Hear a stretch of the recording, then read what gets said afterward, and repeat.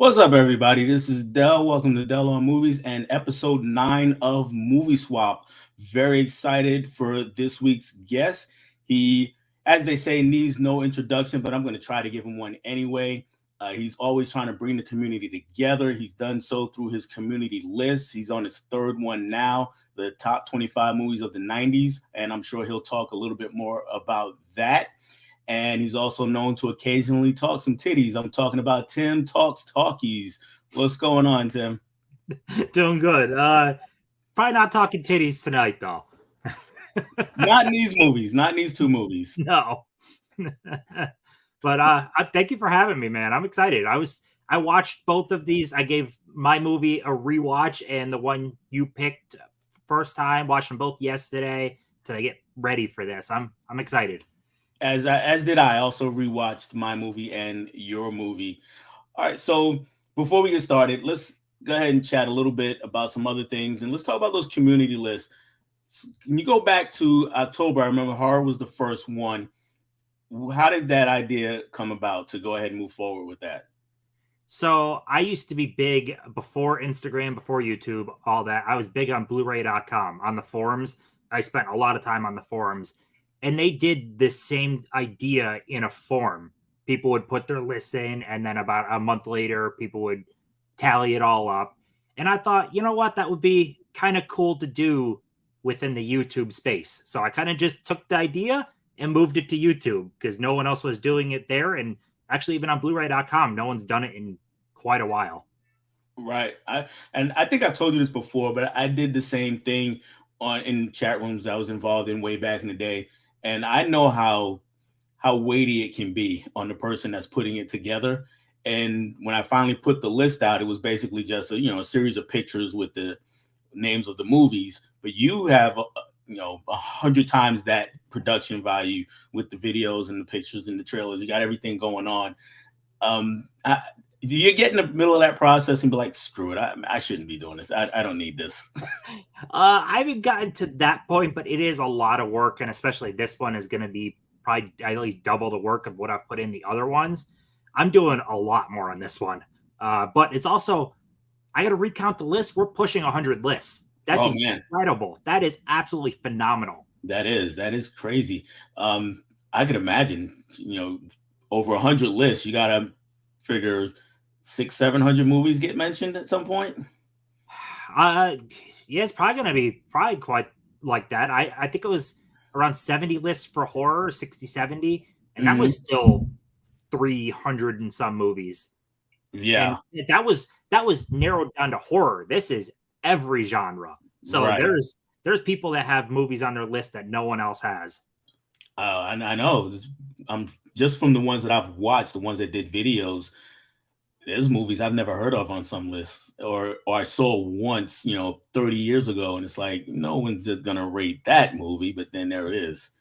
Yeah. So I think I'm most excited to see the honorable mentions, see what just missed it. Oh yeah. Do you get nervous at when for Christmas and horror, for instance, when movies you like show up near the top because you know how everybody is? They're gonna be like, this is Tim's rigging this thing. I'm not gonna lie. Yes, I even said in the group chat for everyone for this coming stream, I'm like, please don't let Jurassic Park be at the top because that's gonna look like I rigged it. Now you saying that, but I'm gonna be honest. I would be surprised if it's at least not top 3. I will be surprised.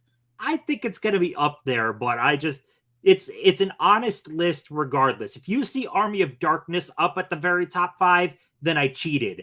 But I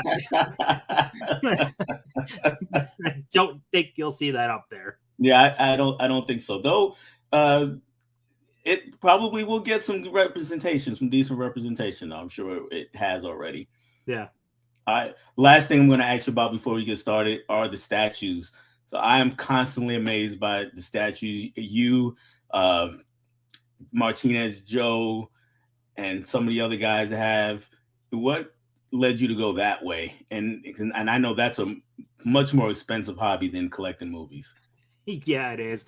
It's basically if I'm a fan enough of something, I'm one of those people. Well, we're all the people where we buy movies because we also like to hold it and own it.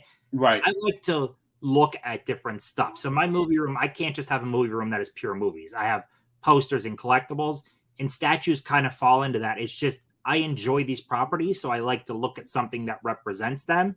And some of the statues, like that Bruce Lee, is crazy nice, and it's Yes, like it is. it's like I can't turn down having an awesome Bruce Lee statue. So I can't blame you because I'm a big Bruce Lee fan, and every time I watch one of your videos, I'm like, man, look at that thing. If I could just have that. But you have it, and I'm very happy for you to have it. Let's go ahead and see who's joining us in chat right now, and starting with Holland Oates, who that is so appropriate that he's the first guy because he's everywhere. He says, good absolutely. evening, great supporter of the channel and lots of channels. Nick is here. He says, yo, yo, let's go. We're Hey Nick. starting a little early, so Nick might get to see a little bit more live than he usually does Yeah. live. So he's got to cut out, I'm sure. And there's double feature podcast, Mika and or Kira. I can never say which one, so I say and or, but It they're saying hi. I to the doubles regardless. There you go. I might have to go ahead with that one. Chris C says, evening all day off, so just chilling, watching a great movie. People do their thing. Thank you, Chris. Much Hey Chris. appreciated. And we got a bunch of hellos. Chris says, Sawyer indicator cell vid, good stuff. Unfortunately, I have locked Blu-ray player, well, 4K. And he laughs at that. Thanks, Chris. Yeah, Indicator is amazing. No, I love their stuff. Yep. And as we've talked before, having a region-free Blu-ray player is a freeing thing. It opens up everything. There's so many movies out there that haven't gotten released here, but you could get in another country. Exactly. Or even movies that have been released here, you can just get cheaper from, Yeah. from another country, which is crazy. Yeah. But, since they're mostly American movies that we're talking about. Holland knows we got some Hayes. There's Dude Who Loves Cody. Movies. What's going on, Cody? And there's Sean. Good evening. Hey, Sean. Hey, Sean. Sean is such a huge supporter since he's come into chats. He's been in everyone's, and that's awesome. Yes, absolutely. Absolutely. Do love movies. So don't forget to roundhouse kick that like button. Absolutely. Go ahead and drop a like. If you feel if you feel so obliged after watching this great stream that Tim is going to make it great, no pressure. Go ahead and drop a subscription both to myself and definitely to Tim. Sean just saying hello to some more people. We got them all saying back and forth. And we got I love that with the community, though. Everyone welcomes each other, highs back and forth. I love that. Yes, that is one of the things that keeps me in the community, just because everybody's, at least that I've come across, has been very welcoming and encouraging. We got a hater, Sean Lepke, but I haven't seen. Maybe I just missed it. I'll come up with another one. Nick says, I bet no one has one of the movies I have on my list. Might be a lot of people that can say that, though, with this list, I would think. Yeah. It's a movie AV Impulse with that big Nick energy. Something I did. I like it. Chris says, I'm afraid to actually do a list of all the movies and stuff I have that I have not watched. That's I think all of us. Yeah. We haven't.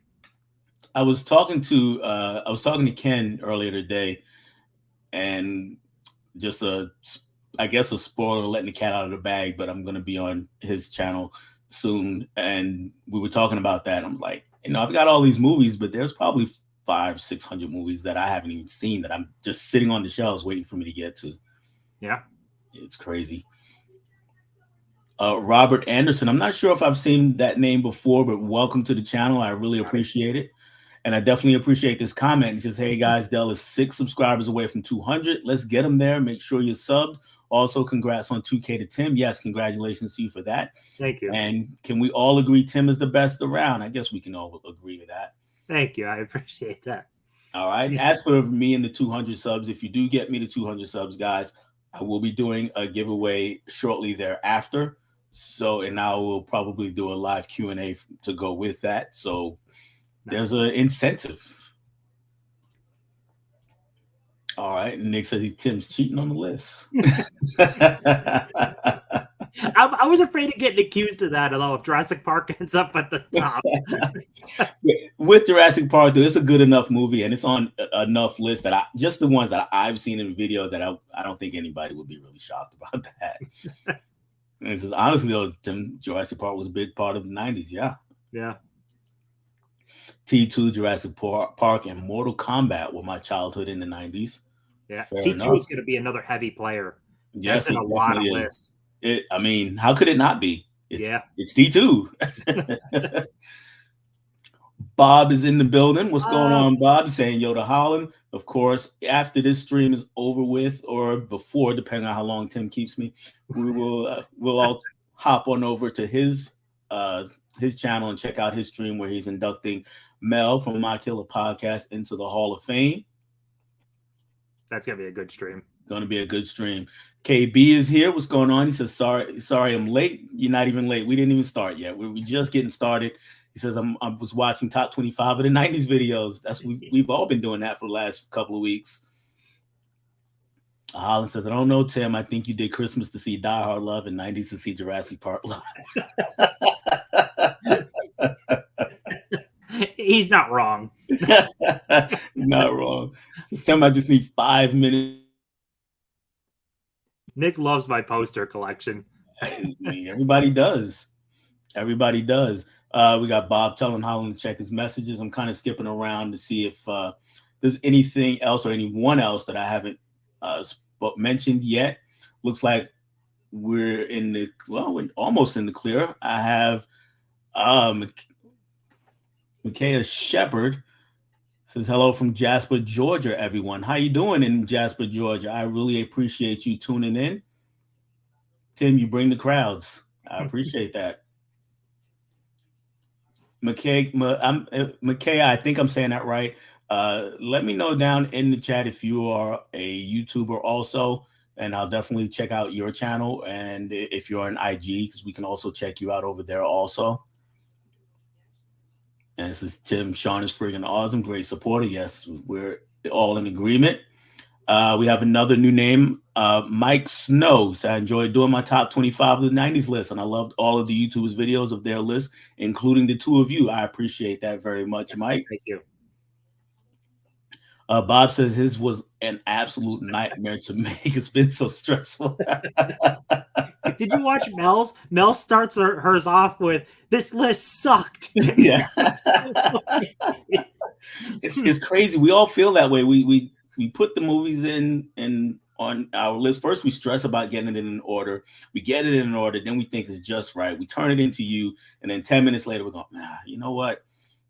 I should have put this up or this down, or this honorable mention should have been on and that should have been off. It is stressful. I understand. That's why I didn't start calculations yet, because I've had several people revise since they've submitted. So I don't want to have to deal with the revisions. So I'm going to start calculating at the end. Yeah. That's the best way to do it.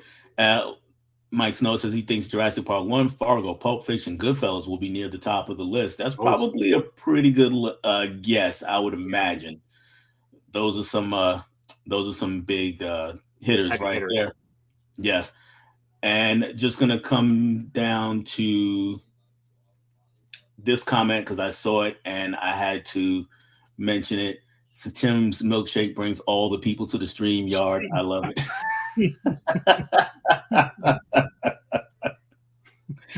All right, so Tim, speaking of your milkshake, let's go ahead and get into the movie that you recommended for me, and I'm going to turn it over to you to introduce and give a brief synopsis of what the movie's about also, if you can. Okay, so I'm going to start this off with, I gave him 10 movies. He picked this. I did not tie him down and force him to pick this. We will be talking about Summertime. Again, he picked this.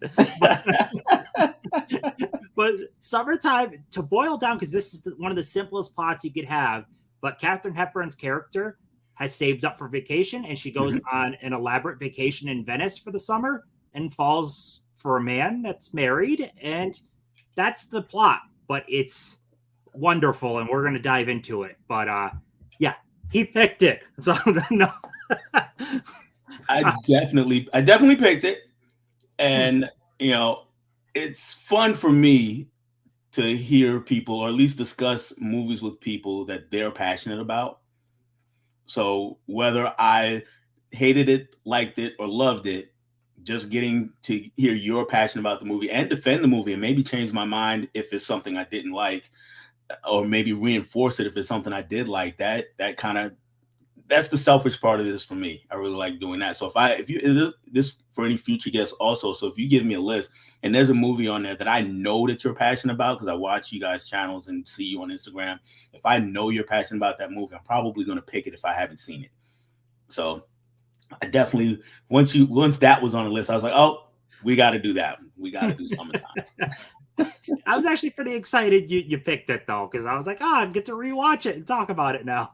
Oh, absolutely, absolutely. So yeah, you mentioned Katharine Hepburn is in the role, and I'm gonna my first thought before, well, right as the movie started, and this is a kind of a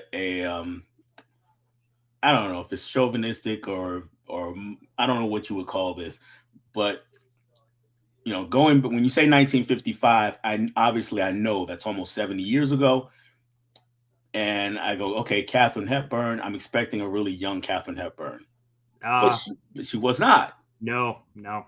She She was got her not. start. She was not silent era, but she was a 30s actress, 30s into 40s. Right. She was I think 48 filming this, 48 or 49. That makes sense. And it's one of those things. Not that I'm not familiar with Katharine Hepburn because I know who she is, but when you go that far back, it's like, okay, are we young Catherine, older Catherine? And so I wasn't quite sure where we were. But yeah, that's not. It's neither here nor there. Well, I guess it does matter to the plot somewhat, a little bit, Yeah. because it goes into how she feels about herself. I don't know if do you agree with that or not agree with that. Yes, but before we even dive into that, even outside of plot of the movie, the fact that an almost 50-year-old actress in the 50s was the romantic lead of a movie is pretty big. That was not commonplace then. No, no, Generally, by your 40s, you're playing, if not the, you're playing the grandmother sometimes, right. and they are typically not romantic leads. This is not the type of movie that happened in the 50s for the most part. So it was kind of refreshing to see two middle-aged actors with being the romance. I so even outside of the plot wise, it's cool that this even exists. Yeah, and to be honest, it's still not the case.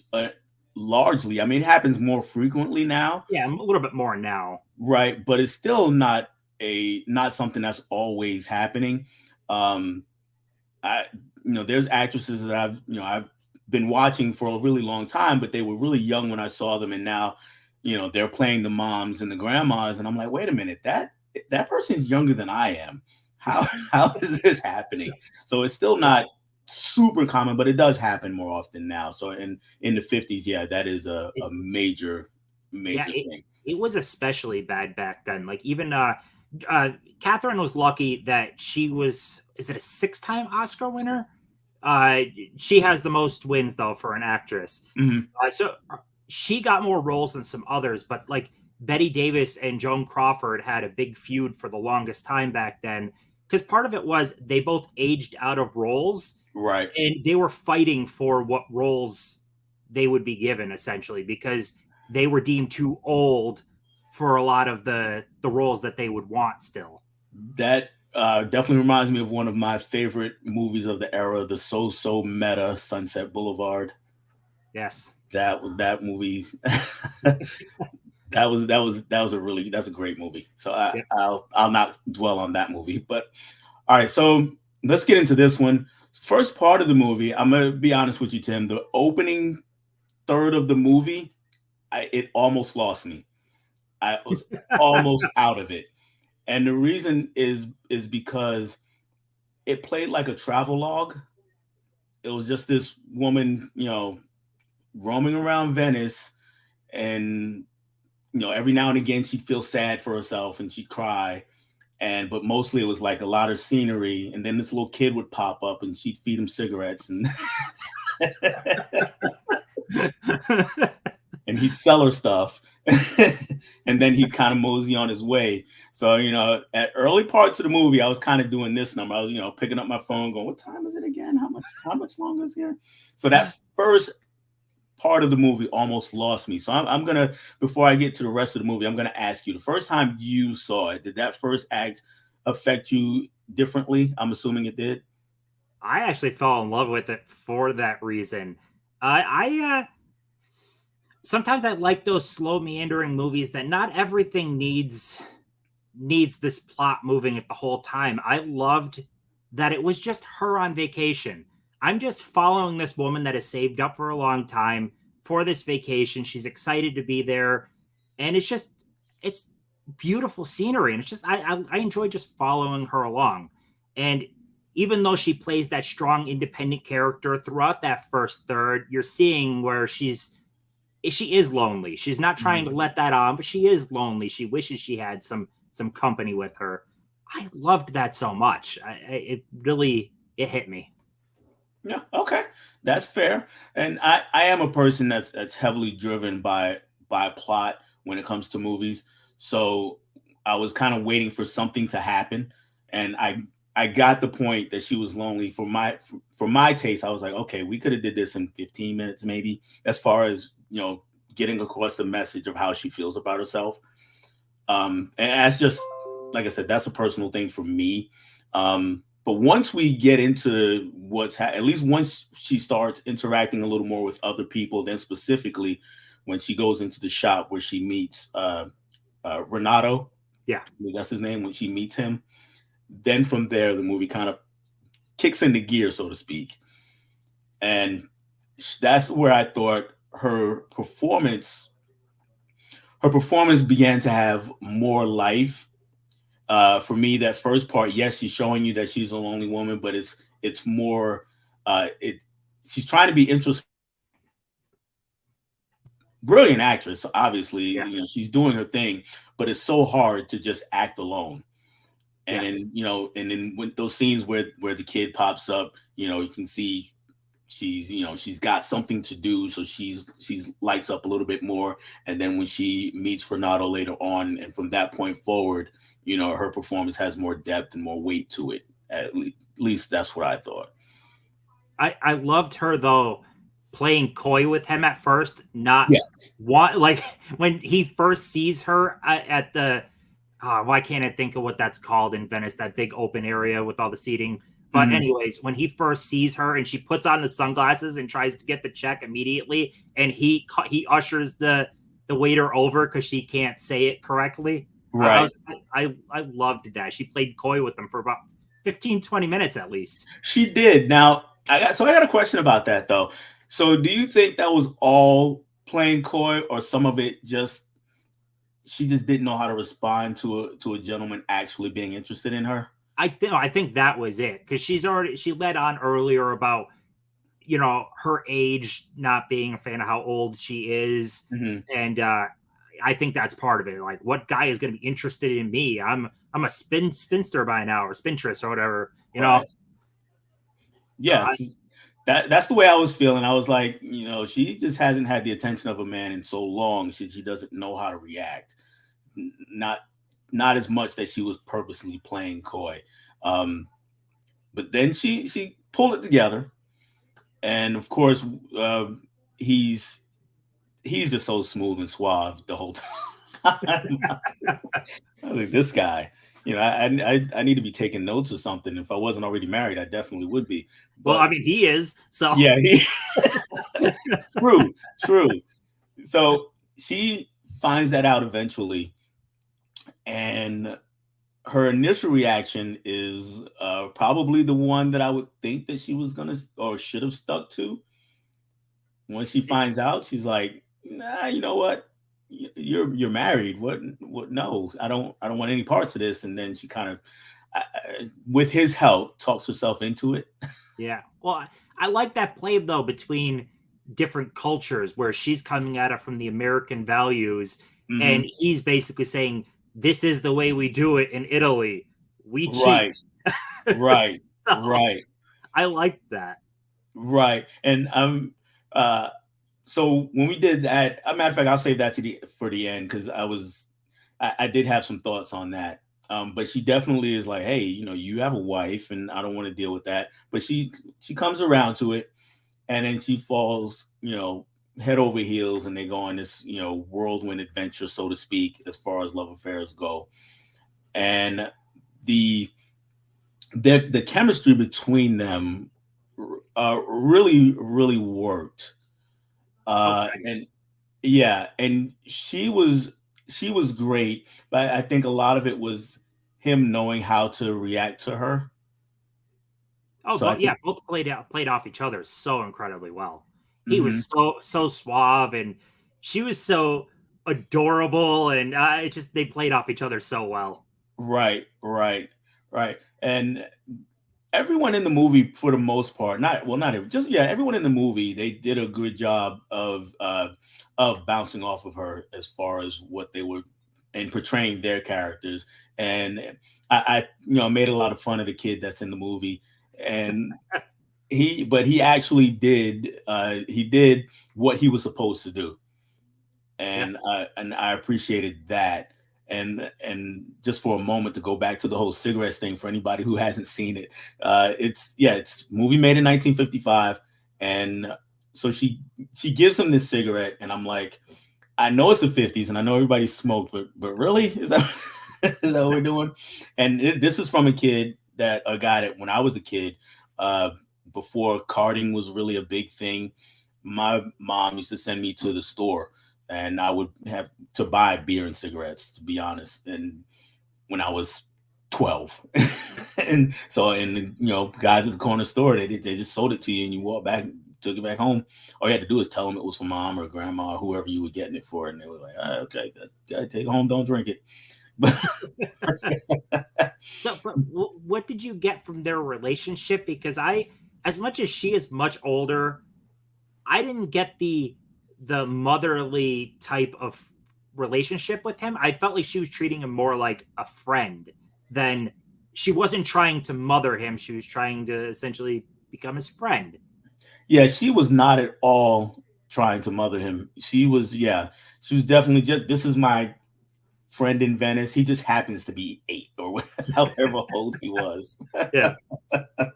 And so she was definitely not trying to be any kind of authority figure. Um, it was just a guy she would see sometime, and they'd shoot the shit, and he'd sell her stuff, and they'd go on, and he'd go on his way. Um, so just get back to the main relationship. He did well. I'll get into it now. I said I was going to save it for the end, but he did mention the way we do. You know, sex is not that big a deal like it is to you Americans. I at least wanted to meet this wife for confirmation. Did you ever feel that way, or is it, or we just take you just taking his word on it? No, I that thought didn't come into my mind. I took his word for it. I liked the more stripped down focus on. I didn't really want to see his side of it. I just wanted to see him woo this woman. Right, right, okay. Fair enough, because that was one of the things I was waiting for. When once we found out that he had a wife, I was like, okay, there's going to be at least one scene where we at least meet the wife and find out that he's either really happily married or really not happily married, and we're going to find out something. Yeah. But no, that never happens. Um, and they continue on with this relationship, and she is, like I said, she's falling quickly in love with him. But then by the end, she gets to do, and I'm sorry if I'm spoiling it for anybody. I'm going to try not to get into any details, but she does kind of come into her own. It's like, you know what, it's time to go back home now and leave this alone. Um, at that moment, what do you think led to that decision? Because I know in the movie there are some things that kind of show that. So I what think do you think? they both realized, as much as they were being in the moment, they both realized this was not going to be a lasting relationship. This was a summer fling, if you want to call it that. This is two Hmm. people that come together during the summer. This was never going to be a long standing relationship. And I think they both knew it, even if they weren't going to say it at first. Yeah, yeah, and she, I guess, came to that realization. Uh, this though was after she dropped the L word on him, though, so I was a little confused about that. Yeah, I mean, you can still love and understand you can't be together. You Okay, know what I yeah, mean? So she can still fall for him and know that I don't really have a place in his life permanently. right, right, right. Okay, so do you think that this changes her in any? And I'm sure it does, but how do you think this changes her? I should say, going forward in her life, because obviously the movie doesn't cover the rest of her life. How do you think this affects her going forward? I would think by the time she gets home, she's much more open to finding love at home. She's now, I mean, they had a passionate love affair for the summer. A man was very interested in her. I would think she goes back and gets some at home. I would Yeah, hope. I would hope. I would hope. So is this a '50s version of a girl power movie? Uh, I you could call it that. I guess I didn't think about it like that, but yeah. Yeah, that's what I was kind of leaning towards. I was like, okay, we got some sexual liberation going on in this movie. Um, by the end of it, so I was a little bit surprised about that actually, because a lot of the movies in that era, I mean, because you watch a lot of movies from that era, that is kind of the opposite of what happens, or the women who are liberated in that way are portrayed in a not so flattering light more often than not. Not always, but more often than not. And even a simple movie like I think last year, the year before, I watched was it His Girl Friday or My Girl Friday? I forget Oh which one. yeah, yeah. And I hated that movie with a passion. It And cool. my reasoning for doing so is at the start of the movie, she is this strong female character, but as the movie goes on, she slowly loses more and more agency until she's this docile creature that can be controlled pretty much by the end of it. And I was like, that is the complete opposite of the way this story should have played out. But I didn't get that here, and I was very pleasantly surprised by that. Uh, Going back to your, if you can go back to your first viewing of it. So when it ends, what is your thought process? Not necessarily on what I said, but just your thought process in general. I thought it was really touching that he made it. He made it to the train station, but didn't quite make it in time, and it shows not everything works out. You don't. It's not all this romantic happy ending that she saw he brought it, but there wasn't that you expect when he's running.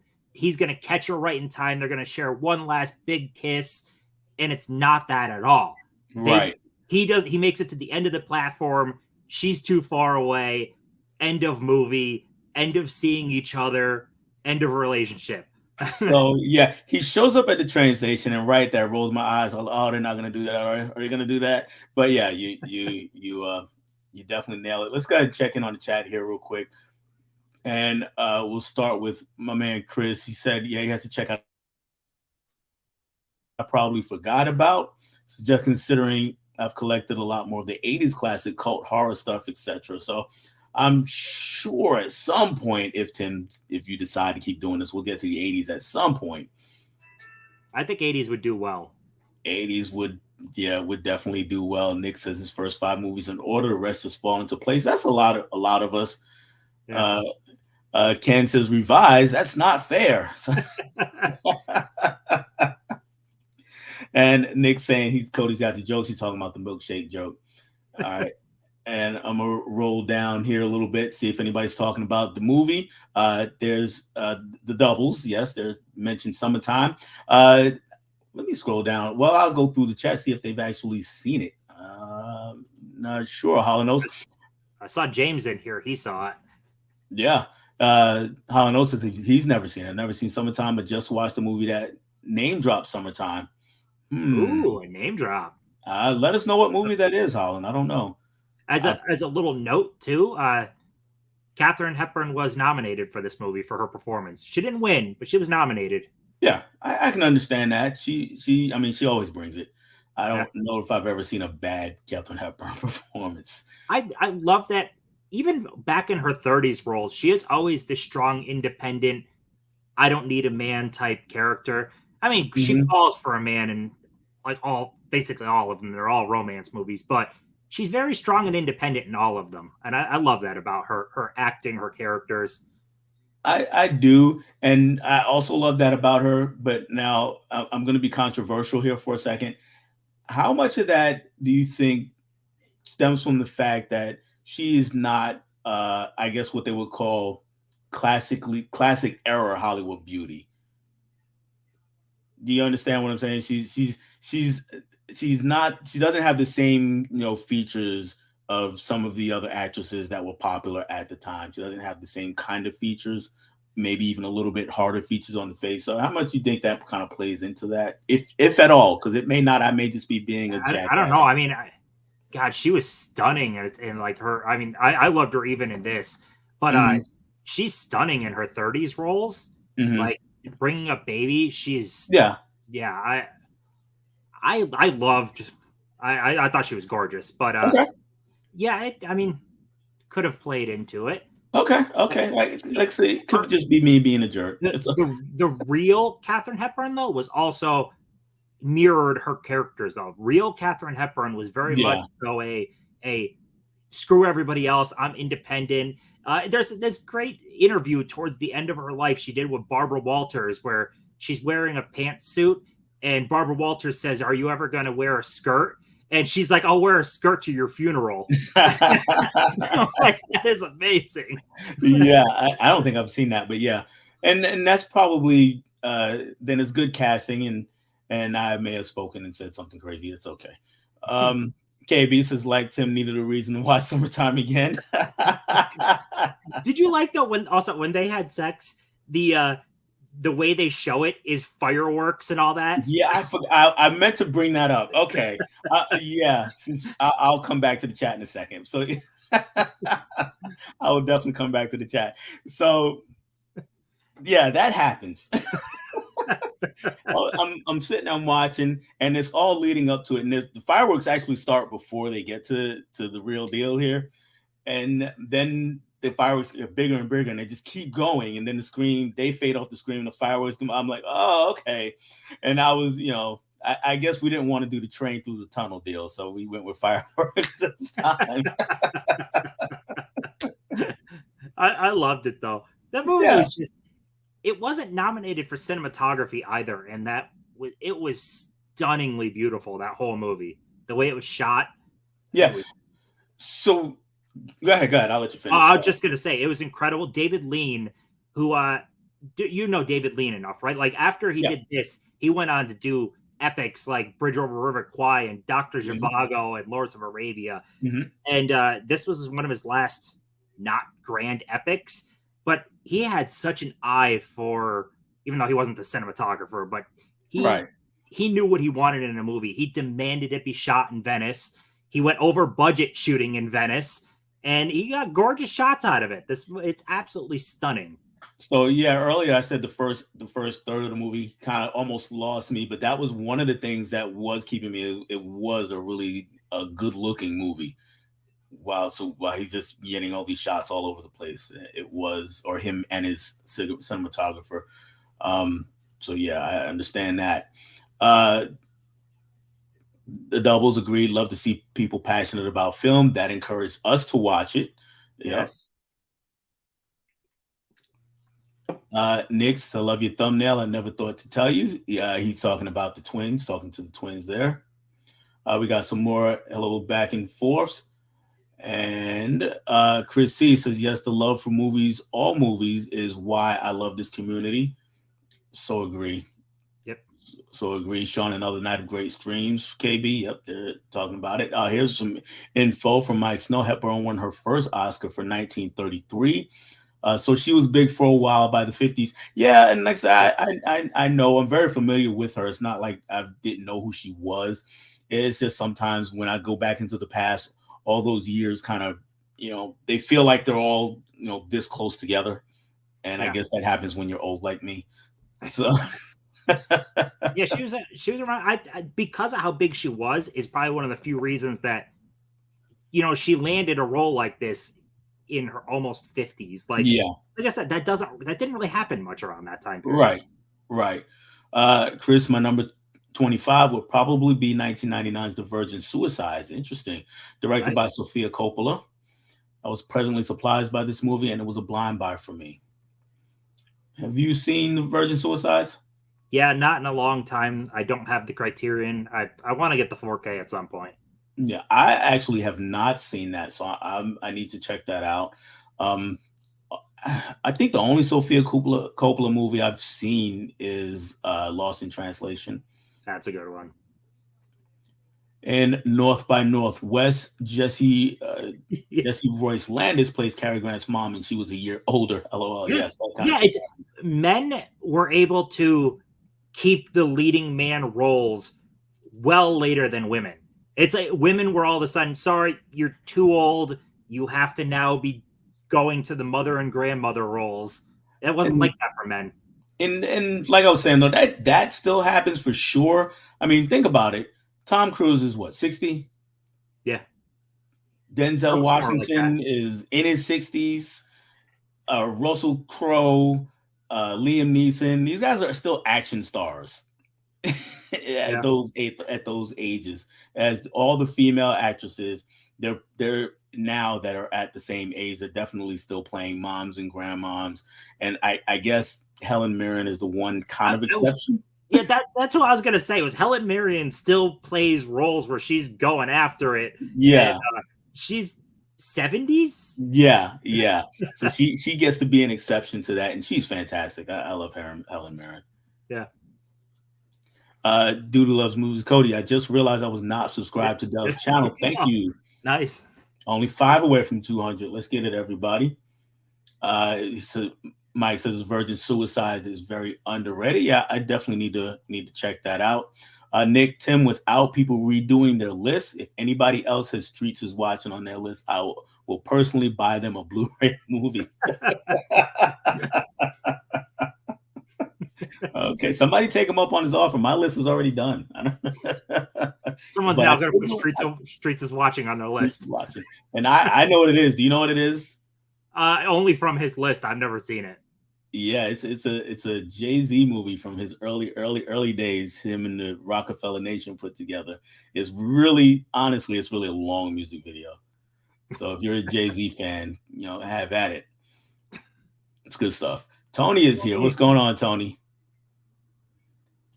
And there's Tony, the gatekeeper, as Nick calls him. Chris says the champ is here. And here, Tony, I need your steelbook collection. I mean, jeez. I mean, who doesn't? That's crazy. Another guy who's here who was on the stream with me last night over on Mega Mike's, Vinicio the Horror Cholo. What's going on, Vinicio? And if you missed it, Vinicio, we are talking about Summertime from 1955. Not quite a horror movie. This is right up Benicio's alley. Come on. All right. And let's see, do we have some other things? This is in the corner store. Man, knew who in your family drank and smoked. He's talking about my story where I went and bought mom the beer and the cigarettes. Yes, absolutely. Absolutely. And Nick says he remember those days that I got cigarettes from my grandmother at the age of 7. How my grandma had store credit with the guy. Ooh, my mom didn't have store credit. She sent me with money every time, but definitely understand. We got some other stuff. Horror Cholo watched Blue Velvet, or excuse me, Chris watched Horror Blue Velvet for the first time last night. Doing Lynch's films as they come out. Damn, what a great trippy movie. So good. Lynch is trippy. I was gonna say, are you a Lynch fan? Not all of them. It's here and there. He's really out there, but you have to be in the right mood. His movies can hit you different depending on your mood. Yeah, I am. So far to this point, I can say I'm not. but I've only seen a handful of movies, a few movies. Mulholland Drive was just not my thing, but I keep promising I'm gonna watch it again because everybody tells me, you got to watch it more than once to get it. So I'm gonna Yeah. watch it another I time, I'm sure. I still don't know if you quite it's a crazy meandering movie, but I don't know if there's a really a getting it per se because he Right. leaves a lot of stuff up to interpretation too. Yeah, and to be honest, Celeste de la Cabra, go ahead and sub to them if you haven't. Anybody out there in the chat, great channel. Yeah. They help me out. It's not about a linear story. And again, I told you that kind of I don't. It doesn't always have to have that, but I am going into something expecting at least that much, at least a coherent story. And they were like, "Well, David Lynch, it's not gonna No. happen." Now, it did No. happen in The Elephant Man, but that's a biopic. Yeah. And I just realized that I was a David Lean. This was a David Lean film. Now I'm Yes. definitely It, interested. yeah, David Lean was great. Like I said, this isn't a grand epic though, like a Dr. Zhivago or something like that. This is very small scale, subdued, but it is. I think it's wonderful. Yeah, yeah. Steve Mares is in the house. I've seen Steve around quite a bit lately, also. So greetings, gentlemen and flick friends. Definitely greetings to you, sir. Uh, Nick's welcoming Steve to the chat. KB said it's good. Mike and the Criterion is Technicolor beautiful. Oh my god! They released this on Blu-ray after 4Ks existed, and 4Ks for Criterion specifically. And I'm like, oh my god, this should have had a 4K. It Right, is stunningly beautiful. right. At this rate, a lot of Criterion older movies are getting pilfered by other labels and put out on 4K. So this might be coming. Yeah, maybe it'll be Kino Lorber 4K. Maybe, or Criterion will do it themselves. Hopefully. James is here from 20th to 21st Movies. It's hello, Dell and Tim and everybody. I came in at a good time talking about summertime. So good. So yeah, let's go ahead and get back to it. We pretty much went through the whole movie. Um, just a couple of things that again, I think I know what your answer is going to be based on another thing we talked about with Renato's wife. So the one thing that kind of was brought up and left hanging was this other couple that's in the hotel with her. And at first, they're just kind of there, and every now and again they pop up and do something whimsical, and then the movie would progress. And then getting towards the end, and I guess this was kind of helping her, helping our main character. The wife is just shows up next to her and is kind of in tears and all of she just like, oh, I have marital problems, and then that was it. So I was like, wait, what? Give me more. So, but I'm I guessing you weren't worried about that. I take that, especially with the way this movie is structured, as like you said, a travelogue. People pop in and out of our lives without sometimes ever seeing them again, and that's kind of at that moment they didn't pop back in. They weren't consequential to the story. They're Mm-hmm. just the outside people that they just happen to be there. It's not about them. They're not Mm-hmm. important. They're just there. That's how I kind of think of it. There's people all the time in our lives that they're in and out, but we're the main character of the world. So it's their stories aren't important to us. You got what I mean? Yeah, yeah, and I think it's part of my. I try as much as possible. Let me back up a bit. I try as much as possible to put myself in the era that I'm watching. Put myself in that mindset, but you can only do it so much. So there's still that modern mindset. Okay, if something is brought up in a movie, there should be a payoff. So for that, I was like, oh, there's we got to have some sort of closure to that situation. But hearing you say it that way does help me because that is very true. We're the main character, and we're not going to know everything about everybody that comes into our lives, and in this case, in her life. So I definitely appreciate you putting it that way. Um, were there any other things that I missed that you wanted to touch on? Story wise, no, we covered it pretty well because this isn't a it's not a plot heavy movie. It's a very simple plot. It's just the performances and the beautiful cinematography and the wonderful music that make me love it. but there's a little trivia tidbit. When Okay. she's walking backwards with the camera and she falls into the canal, she Yeah. gets eye infection that stays with her the rest of her life. Really? Yeah. Wow. I did not know that at all. Wow. That's tough. I guess doing it for the art. I'm saying Yeah. sacrificing for the art. Though I did have a chuckle at that scene at your expense, Tim, because if you notice, she falls in, and if I'm not mistaken, she's wearing all white, and it's pretty thin material. And she got out of the when she got get out of the water. One, they shot it from this kind of angle, and the pockets on what she was wearing is so are pretty thick, and she up top is not very thick at all. So when she got out the water, I chuckled. I was like, Tim is going to be mad. There's no titties here. What's going?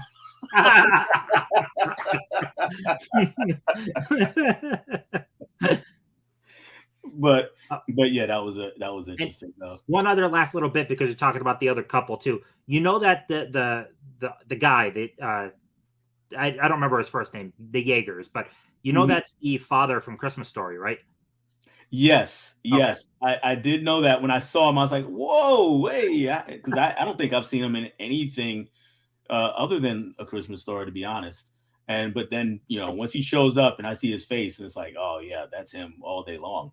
So I did appreciate seeing him in that role. Though he didn't do much, but that was cool. Yeah, That he's kind of there, just one of the characters that's in her life at that moment. Yeah, yeah, exactly right.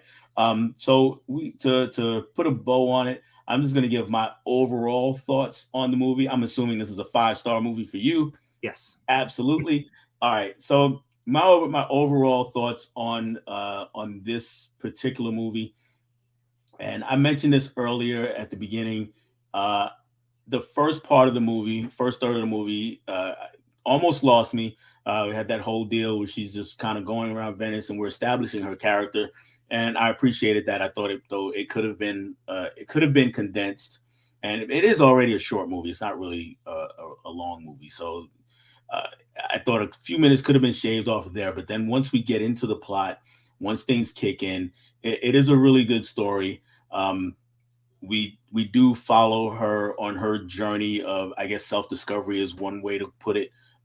She's uh, becoming out of her shell, so to speak, because you get the idea that she's been lonely for a while, and now she's kind of resigned to the fact that she's going to be lonely, and then this thing happens. And so by the end of the movie, she is pretty much, she feels like a brand new woman. She's looked like she's ready to take on the world after this is over. So I really did appreciate that. So by the end of the movie, I really did like it. I really did appreciate the film overall. I'm not at Tim levels of love, but I did really did enjoy the movie. I'm quite glad that this was on his list of recommendations.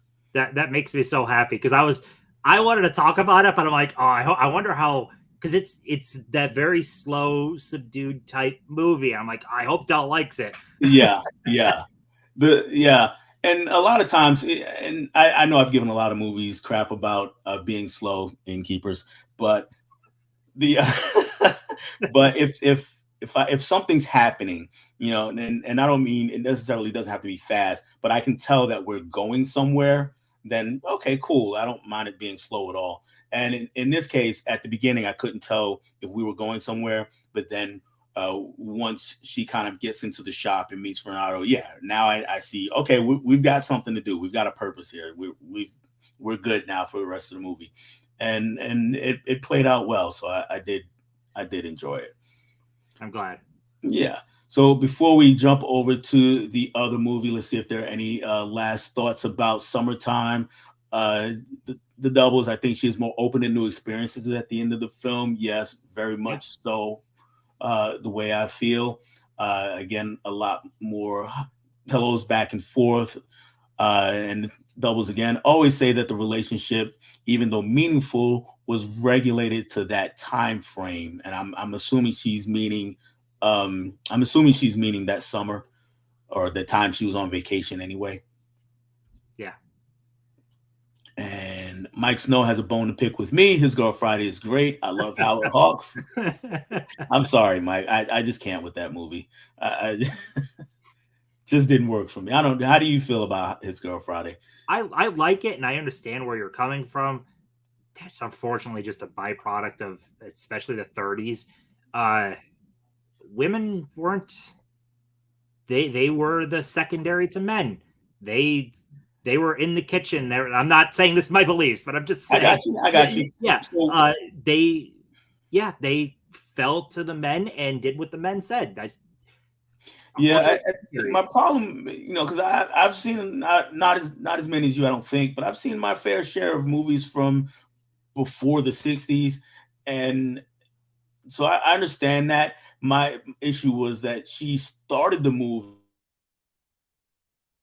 She was definitely not that, and they kind of it felt like they were stripping away her power, actively stripping away her power as the movie went, and that's where it kind of rubbed me. It wasn't where, okay, here's a strong woman, and we're just gonna have to deal with her being who she is. It was like, nope, let's take her and just grind her down to be what everybody else is, and that's because where I kind of, the basic idea then was women needed the man. yeah, yeah. So Yeah, and I understand. That's part of the modern bias that I couldn't quite put away for that movie. Just didn't quite jive with me. James, I appreciate that ending as well. Not your typical, and they live happily ever after and ride off into the sunset together.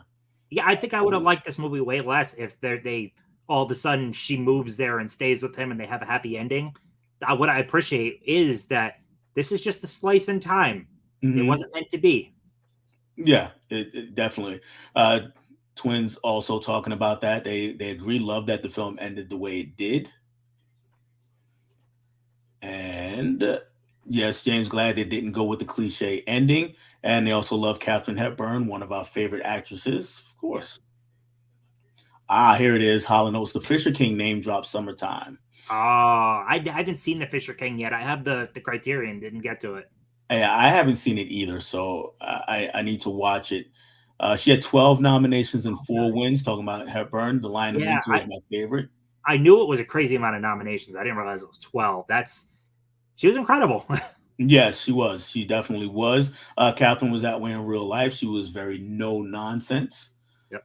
Yep. Sean says he needs to watch Summertime. Catherine to us has always been stunning. Everybody giving me crap, I guess, because I said something dumb. She was gorgeous in Philadelphia Story. I got it, guys. And Emmett always comes with the great questions. What are your thoughts on the Anaconda movies? Have you seen more than one? I've only seen the No, first. I've only seen the first one, and I haven't seen it since when did it come out? 99 ballpark. Somewhere in there. I don't So I remember. haven't seen it since probably 2000. Uh, I remember liking it at that time as a teenager, but I haven't. I need to revisit it. Yeah, for me, I've seen it a couple times since. It's campy, dumb fun. I like it. It's not going to be on my list of favorite anythings, but but it's fun. And back then, sex wasn't the main focus. They really didn't have a rating system like that. Absolutely, Nick. I, Yeah. I, I fully understood it. It's just when you see it, and it goes on for quite a while. The fireworks do, so it gets to be kind of a bit comical, but you understand what they're getting across. Especially this is after the Hayes Code, but Yes, especially there's that chunk of time where you couldn't even hint at sex for the most part. Like right, you right, couldn't do anything. right, right. So they had to do things like that. So I fully understand that. The doubles, yeah, women tend to have an expiration date in Hollywood compared to men. We are still starting to see that shift with different roles for older women, like Everything Everywhere All at Once. Yes, Michelle Yeah. Yeoh is, uh, according to Hollywood, up in age, and I'm definitely glad that she is still out here doing her thing. And I love that movie. More women are telling stories that are also shifting that narrative. That is true. That Yeah. is true. Adam Khan, what's up, Dell and Tim? Thank you. What's going on, Adam? Thank you for joining the stream. Yeah, I think that's she touched on a major thing is yeah, we need more different voices and you'll get different stories. We keep getting more women creators and Hispanic creators and black creators. We'll get more different stories. Exactly. Not everything needs to be the straight white man writing it and directing Right. it. Hollywood will tell you that though. Yeah. Walter has joined us. What's going on, Walter? And he says hello to everybody in the chat. Just seeing if there are any last minute thoughts on Summertime. Here's another from the doubles. Yes, that couple wasn't really relevant to the story. In and out for a season for some relationships. Yes, exactly that. And Nick saying movies being slow innkeepers. That movie was terrible. Thank you, Nick. Thank you, Nick. The doubles have given me so much of a hard time over this movie. It's so terrible. I'm sorry. I love it, but yeah. I we'll have to talk about that another time. Uh, yes, Holland says I didn't hate it, but I didn't particularly like it. All right, so I think we're about caught up. Yes, face purple sweating. All right, we're all caught up. So I'm gonna go ahead and introduce the other movie that we're gonna talk about, and that movie is a 90s movie, made my list of the top 25 movies of the 90s. Will be a bit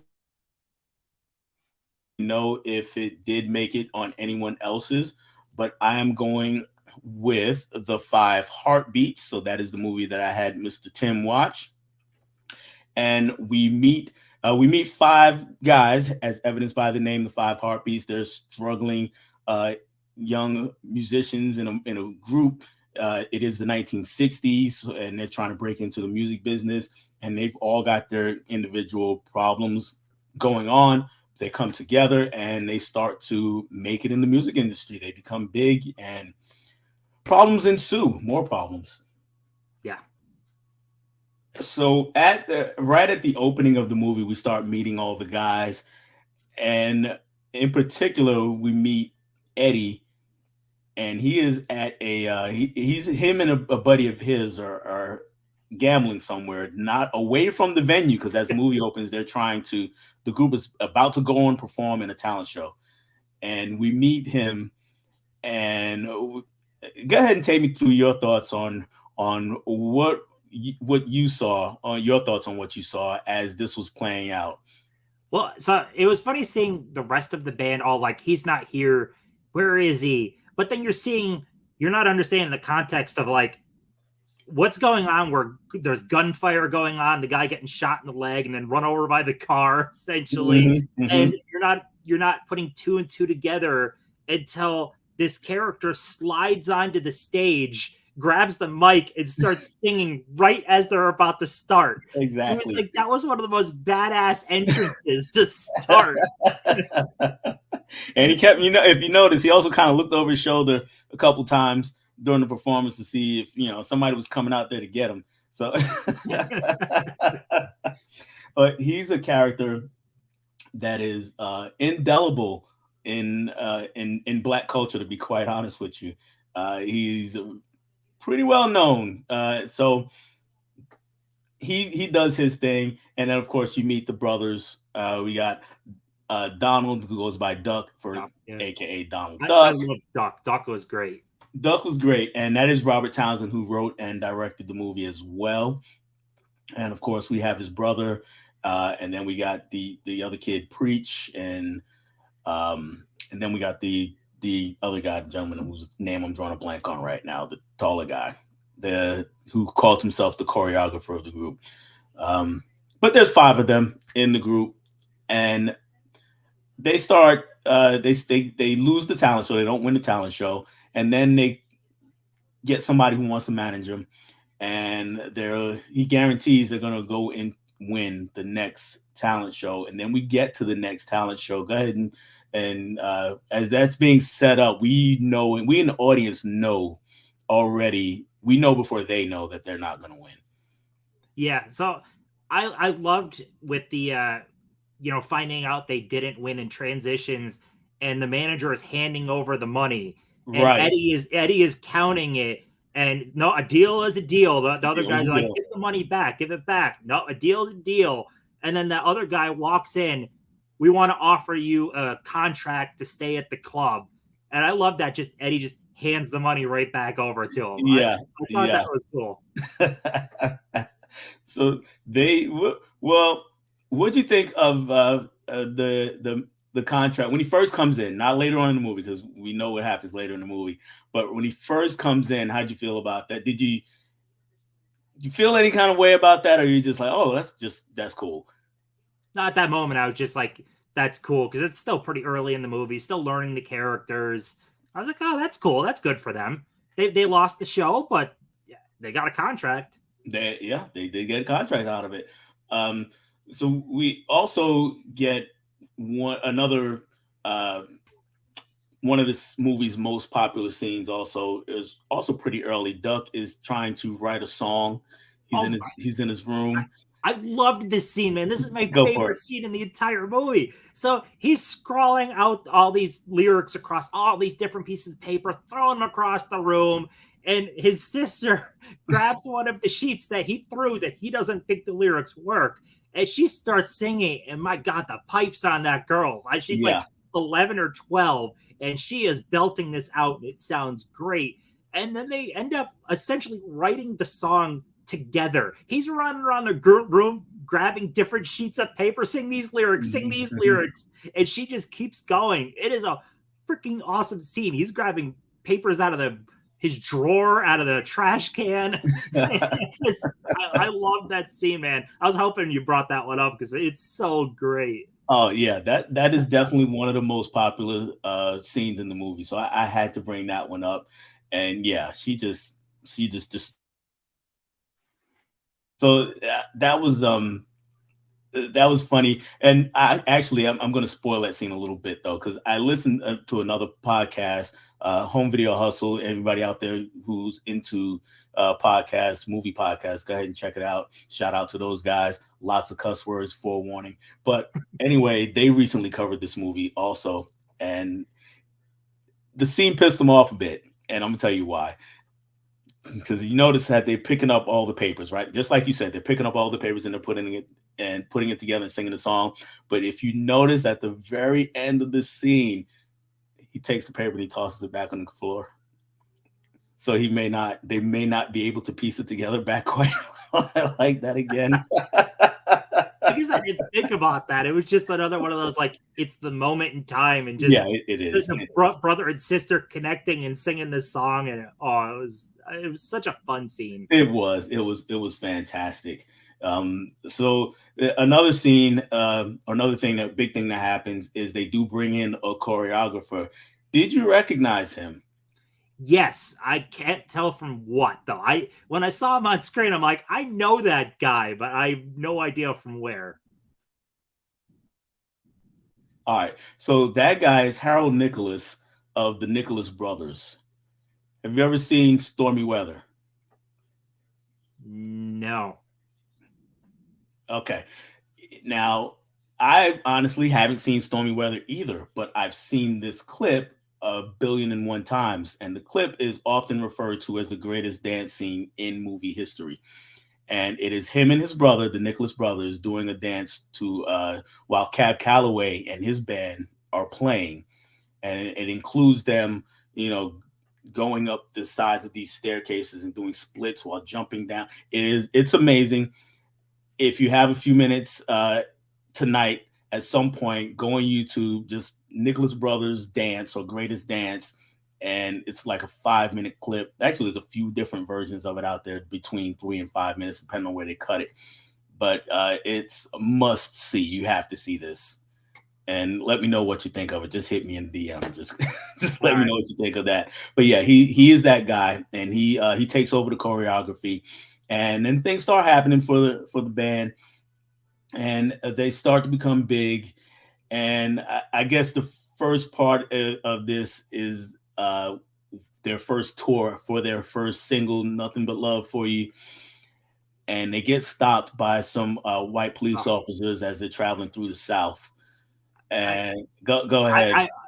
Dude, when you watch certain movies, sometimes you want to punch characters in the face through the screen.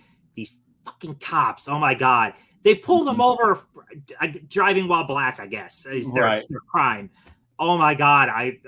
When they do that, that whole they tell them, oh, so you're singers, sing for us, and Hmm. they start singing the chorus to it, but like they're also very afraid. So seeing them all kind of start chipping in and singing it, but also afraid because you don't know what the hell these cops are gonna do. Uh, Right. that scene made me very angry. Very angry. Yeah, yeah. And for me, like I said, I've seen this a few times, more than a few times. And this time when I was watching it, I was kind of looking to see how hesitant they were, and who joined in at first, because I know they all eventually joined in. Um, it was an interesting setup because you it also mirrors kind of the way the group went for me a lot. We get the first two guys when they start singing, and those are the guys that are usually right there, all aboard for everything on the group. And by the time we get down to Eddie, he's there, but he's not necessarily, not necessarily one to be beholden to the rules, so to speak. Yeah. So, and he's kind of the last one to join in. And but same as you, it's a scene that it inspires anger for sure. Um, but they get past that, they get through that, and their career starts going on. And the more it goes on, the more we get into relationship between Duck and his brothers. Brothers played by Leon, and for whatever reason, I'm missing his brother's name right this very second. Um, but they have an interesting relationship. How'd you feel about those two guys? I loved all. I actually loved all the characters, but I loved their relationship. Uh, Very tug and pull, tumultuous, but I liked it. Okay, okay. I think more specifically, I'm talking about uh, the other, not Duck, but his brother. Yeah, JT, right? Was this? Yeah, thank you, Yes, JT. Um, how selfish he was at certain points of the movie, he and even going so is. far as to stealing women away from his brother at But various points. he's got dick addiction though, man. Yes, he did say that in the movie for anybody who hasn't seen it. I mean, not all relationships are perfect, but you could tell they still for most of the movie loved each other as brothers, even through Yeah, the the ups and downs. And yes, he is selfish, but he still cared for him. yeah, he He's dick definitely did. addicted. But yeah, it just, I don't, do you have brothers at all? I don't know if No, you do or not. no, I do. I do. And I'm actually the oldest. So it always kind of rubs me the wrong way, some of the things he he did to his brother. But yes, I definitely did understand that they loved each other. Um, but yeah, I was like, you just did that to your brother? um, yeah, another interesting. Well, we got Preach. Preach was also an interesting character. They all interesting in their own way. And Preach, right at the beginning when they're going on tour, his father's heavily religious, and even mom is, but mom's more supportive of him. She's like, "Bring me home a gold record." And a lot of the movie is kind of, at least part of the movie is the uh, the inner battle for him, coming from that religious background and going into a secular world, so to speak. I don't know if that resonated with you at all, or if you paid any real attention to No, that. I am so far from religious for the most part that any type of religion subplot really doesn't hit me. I Hmm. can't connect with it, can't really resonate with it. So yeah, that I mean, I liked the character and I understood his story. Just it didn't as the whole escaping his religious family. Yeah, I, Okay, fair enough, fair enough.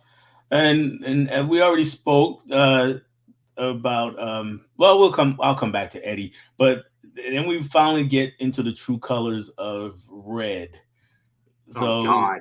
that is another famous scene of the movie for fans of the movie, is where Flash goes up, and or Bird rather goes up and wants to talk about money, and he hits him with, my office hours are from 9 to Nine to 5. five. And then from there, things happen. Go ahead, walk me through what you were thinking when that was going on. Well, so at that point, you don't know how he is until that whole after he's at 9 to 5, and the guy just keeps pushing. He's like, "No, we're gonna talk about it right now," and he ends up hitting him in the stomach, and then kicking him to the floor, kicking him repeatedly, and then him and his goon take him over the railing, holding him by his feet, dangling him, and like, "What about my books? What is it about my books again?" And I Yeah, was like, "Holy shit, this dude he is not fucking around." not at all. Not at all. And he said, and then after you pulled them up, he confirmed. He said, "No, what times? What time my office hours? Yeah, Nine to five." what are they again? 9 to 5. Yeah, yeah. I mean, me personally, I might be out of the music business after that, but Yeah, hey. yeah, he was an evil son of a bitch. Oh yeah, he definitely does some evil things, and one of the characters, another character dies, and yeah, I'm looking at the chat. A few people haven't seen it, and so I don't want to spoil it too much. Um, but he's not completely innocent. Let's put it that way. No, no, no. And then there's a funeral scene, and we get the shining moment for Diane Carroll in the movie, where she lets him have it at the funeral, and that is a kind of a stand up and cheer moment for a lot of people. I don't know how you felt Oh no, about that moment. I like that a lot. He's crying his crocodile tears, faking it, and yeah, get that get out of here, and he's trying to act all stunned, like he doesn't know where this is coming from, and Right. I was just thinking like, yeah, fuck you, you're terrible, get out of there. Definitely terrible. We're going to continue, but I want to check in and see what other people are saying about it, because I do have some comments about it. The Double's a great choice. Love the Five Heartbeats. Chris has never heard of that one. Have to check it out. Definitely check it out. I didn't before this either, so Yeah, it's definitely. If you've heard me talk, KB, we've talked about it before. We call them hood classics. They're movies that they're if you come around black households, they're always there. People when they've had movies back, before everybody started streaming. But there was copies of Five Heartbeats there, copy of The Color Purple. Even though everybody knows The Color Purple, but there yeah. are a lot of movies that were just in every black household you went to, and Five Heartbeats was one of them. And if you happen to scroll past BET on TV, there's a chance that on any given weekend it might be playing. So that's kind of gives it the hood classic nomenclature that we've assigned to it. But it's also one that not a lot of people who are not black have heard of, and much less have even seen. So that's one of the reasons I recommend these movies, because I think it's a good movie. Just needs to be seen. Yeah, and it's super accessible regardless of your upbringing or anything like that. It's very good. Yeah. And here, Doubles a great story, great cast. Robert Townsend is a great director. He's directed a few movies, quite a few movies, and he's done some good stuff. He was Uh, apparently writing Meteor Man on the set of this. yeah, I could believe it, because they're not too far apart, so I could definitely believe it. He's also had a movie just hit the Criterion Collection, Hollywood Shuffle, another very good one. If you haven't seen that one, I have not. nope. And that one's more social commentary and satire with that one than this movie is. KB says we talking Eddie King. Chris, I like period pieces, so that's what the Virgin Suicides is to me. So I would probably love the Five Heartbeats. Sure. Oh, it's dripping 60s. If you like period pieces, it's good. Oh yeah. Oh yeah. And KB says I still need a 45 of nights like this. A 45. Wow. I haven't seen a 45 in 40 years, I swear. And for anybody young in the chat, a 45 is vinyls come back to where everybody knows what albums are now. The LPs, it's a pretty big size record. The 45 was the small version of that, big hole in the middle, usually only had two songs on it, maybe three, one on one side and two on the other, or something like that. So yeah, 45 would be amazing. I don't even know if the new record players can play 45s. I have no idea. They just do the 7 inch now, but it doesn't have that larger hole. It's the standard size in the middle, but Okay. they do still make 7 inch records. Okay. It's funny though, because with the 45s, though, even though every record player, every record collector back then had 45s. You had lots of Yeah, 45s in your collection. The record players still didn't come equipped to play them. You had to yeah, you have that needed that little adapter, adapter. yeah, Yep, to play it. So that's yep. funny. My favorite scene is when he writes that song and his sister puts it together. Absolutely. And so I'm going to pause right there. So let's go ahead and get into the music before we get into anything else plot wise. Because backstage when we were talking, you mentioned the music a lot, and I'll just give you the floor. Go ahead. I mean, I it's hard to say much else other than the music was absolutely wonderful.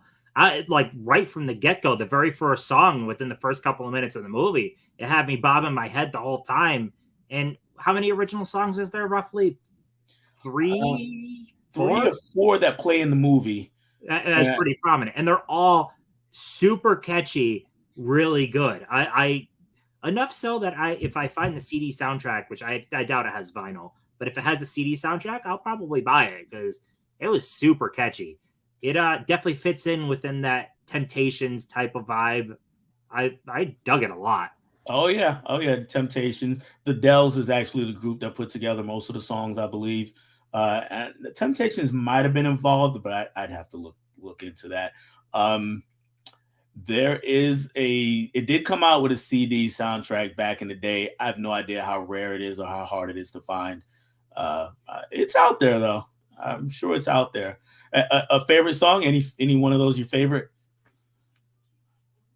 Not really. Besides, I loved actually, if I'm picking the one the most, I loved the song with the sister and the brother. I mean, that's Okay. that, that was my favorite of everything in the movie. Got it. Got it. Got it. All right. Let's just go back in and got some more things about it. Holland says both these movies sound great. I need to see them. Yeah, definitely check Yeah, them both out. Anybody just joining us, we talked about Summertime from 1955 earlier, starring Katharine Hepburn. And now we're talking about The Five Heartbeats, which is a Robert Townsend creation, written, directed, and starring. that's Sort of starring. He's that's high praise. That's super high praise to come from Fred Astaire. Yes, yes, there it goes. Tim, I sent you the staircase dance scene. Fred Astaire called it the greatest dance sequence he's ever seen. And look, I agree. I mean, I right after rewatching the Five Heartbeats for this, I went ahead and watched that scene again, and it's breathtaking. Some of the stuff that they do, it's crazy stuff that they wouldn't dare try nowadays. nowadays. I even love the way they introduced him though, the choreographer, because it was let me see your best, what is it, two step or whatever he Yeah, says. best combination. Yeah, get best combination. And the guy does it and it's pretty good. And then he's like, that's what I thought. That ain't shit. And Yeah. he hands his cane over and takes his jacket off and puts him to shame. I thought Yeah, that was a great introduction. it was definitely a great intro. That's a powerful scene when they are pulled over by the cops, and then yeah, she's giving me JT's name. I appreciate that. Um, before I go on, I just want to say quickly that yeah, we still got a dozen folks in here. Definitely subscribe to Tim if you get a chance. Subscribe to me if you like the content that I'm putting out, and subscribe to each other because there are a lot of great content creators in the chat. And if you stick around to the end, I really appreciate it. And then hop on over to Bob's Blu-rays and check out his induction of Mel into the Yes. Physical Media Collectors Hall of Fame. That'll be a All right. great one. Yeah, that's going to be a great stream. Really looking forward to that. All right. So let's get to Eddie King. He is the guy that everyone kind of remembers when the movie's over, and he Yeah. is he's quite the character. Yeah. I'm trying to think of the best way to talk about him though, without I don't want to spoil anything. I His character is meant to be not hated, but really disliked at moments.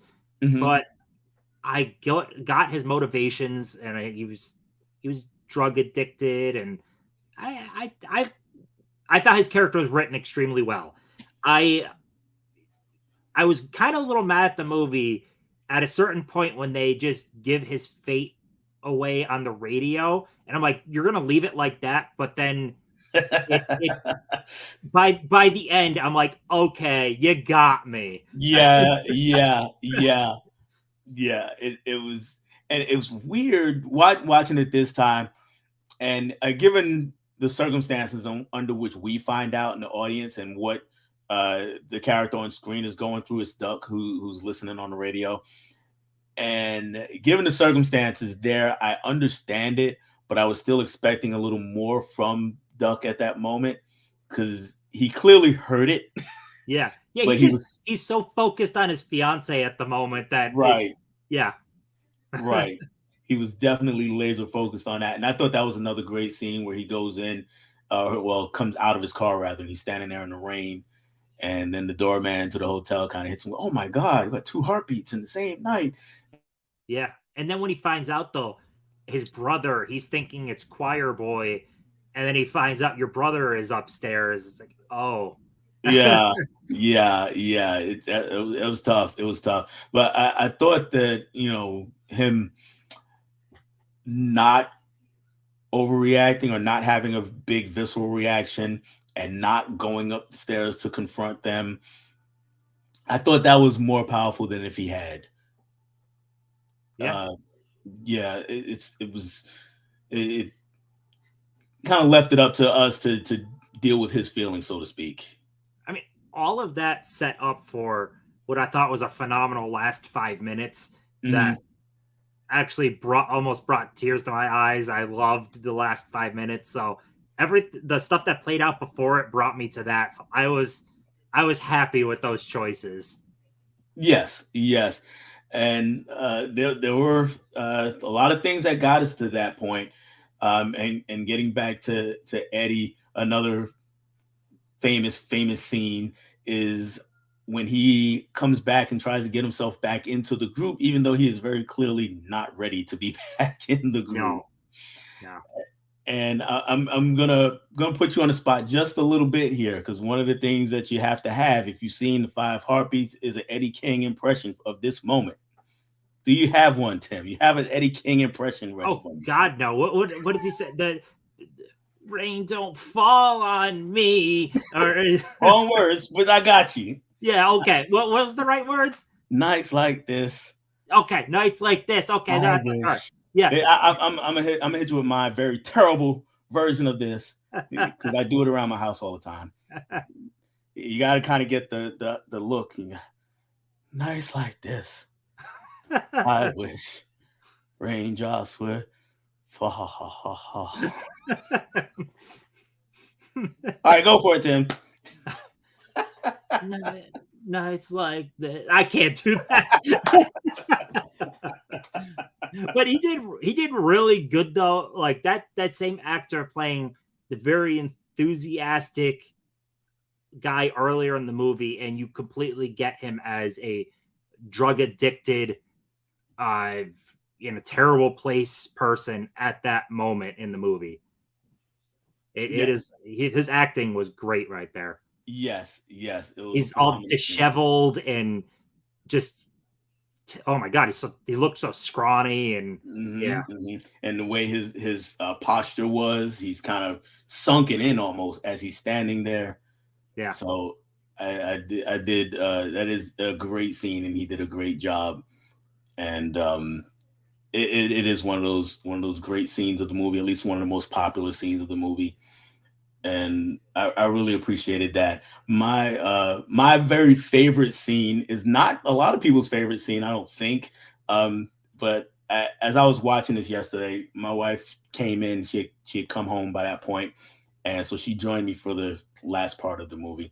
And during this part, she's seen the movie almost as many times as I have, so she's didn't need any catching up or anything. And she's watching it, and she has the typical reaction. She's like, in my reaction, I was just dying of laughter because this was just just right out of left field. I'm gonna just screw all of you right now.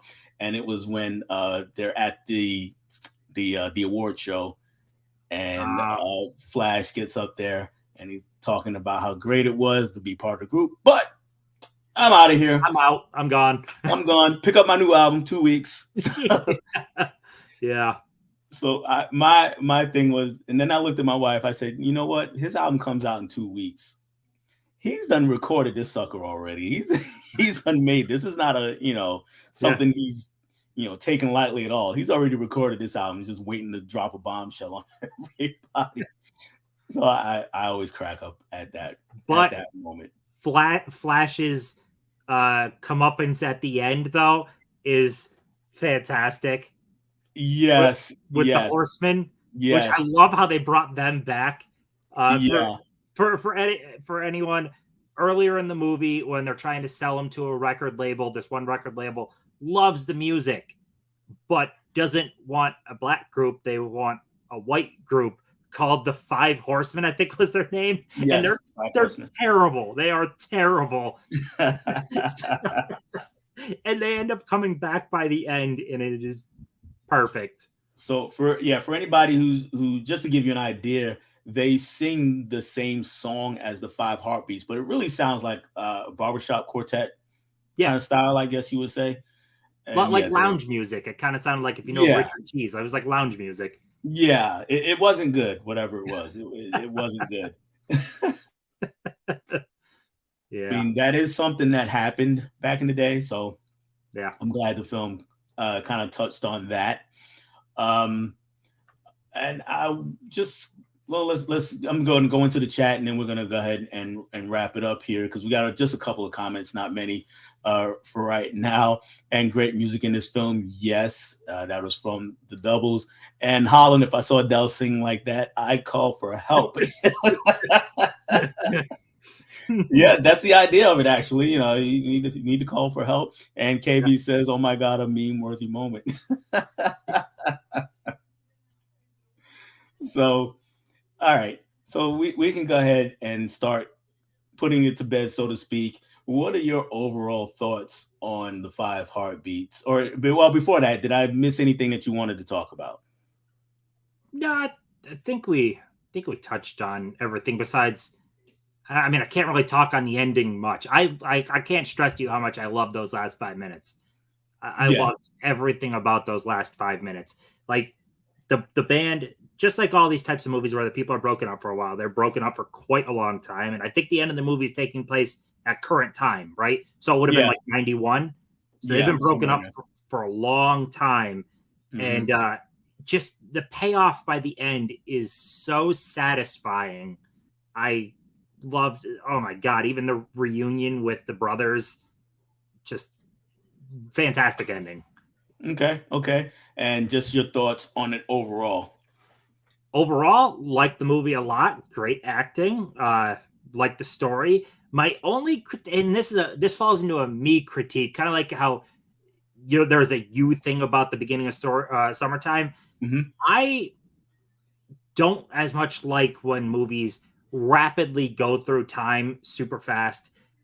So I felt like the beginning of the movie, up to about the time they were touring, was going at a pace I was liking, and then there's this big chunk in the middle. It's like boom, boom, boom, boom, boom, boom, boom. Yeah. Rolling Stone, Time Magazine, like they're skipping forward at such a rapid pace Hmm. that I kind of there was times where I was almost thinking like slow down, like I want to spend more time in this moment, and it went so fast. But it's not even a this movie thing. It's all like Elvis did it, Bohemian Rhapsody, like it's just kind of a music genre thing.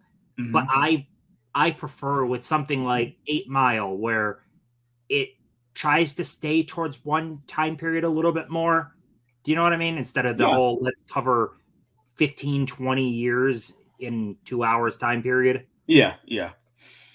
And yeah, not just music genres, just any movie where they're trying to cover so much time, you're bound to get those montages somewhere along the way. It's like, okay, this happened, and this happened, and yeah. So I definitely understand, and they kind of shortchanged. I guess the part I talked about the award show, it kind of shortchanged the what actually got them to the award because this is very Yeah. obviously at the end of their run. So we don't really get to hear the music that got them the awards. Yeah, I think you could have still told most of the same story in kind of a beginning, middle, and end of the group. Do you know what I mean? You kind of fill Mhm. in the blanks. But it's just that there's that one spot. I swear, it's like this is 5 months later. This is 3 months later, and it's happening super fast. Right, right, right. Would you recommend it to someone else? Well, Absolutely, I would. okay. Maybe better question is there someone you wouldn't recommend it to? Because I know lots of movies is, yeah, I'd recommend it to somebody, but maybe not people who are into this, or maybe this is just for people who like certain things. No, because I don't. There's not really something about it that I don't think anybody can. This is accessible to anybody, really. I Mhm. can't think of a reason not to recommend it. Okay. Okay. Cool. Well, I am very happy that you enjoyed this movie.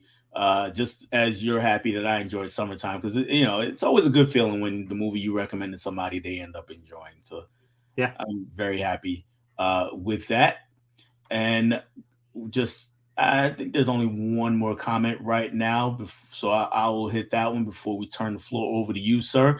Nerdy Film Girl, hey, what's going on, Nerdy Film Girls? Is loving the stream. Got to head out, but we'll catch the rest on replay. You might have caught it all. If you're still here now, you caught just about all of it, except for whatever very important information Tim is going to share in the next couple of minutes.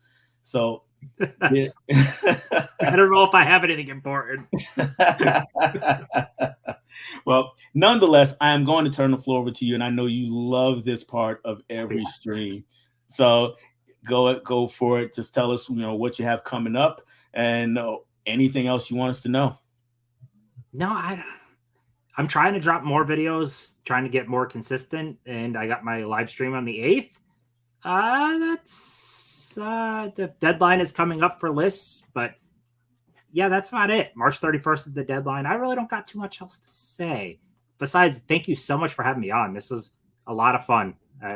I wish I didn't have to tiptoe so much around Five Heartbeats. It's hard because you want to talk about something, but you don't want to spoil it. Right, right. And I get it. And in this case, it's a movie, like I said, not as many people have seen as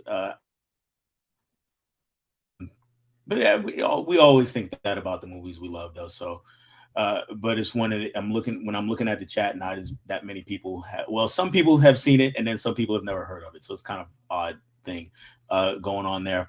But yeah, Tim, I appreciate you coming on. I had a blast. I hope you enjoyed yourself as well. Yes, very much so.